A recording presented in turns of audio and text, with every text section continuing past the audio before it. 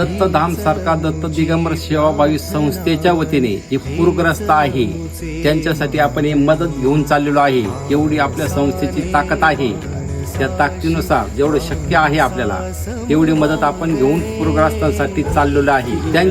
त्यांच्यावरती जे संकट आलेलं आहे तर उद्या आपल्यावरतीही येऊ शकतं, तेव्हा आपण एकमेकांना मदत केली पाहिजे। आपण सर्वांनी मिळून त्यांची ही पूरग्रस्तांची ही दिवाळी आपण गोड केली पाहिजे। श्री गुरुदेव दत्त।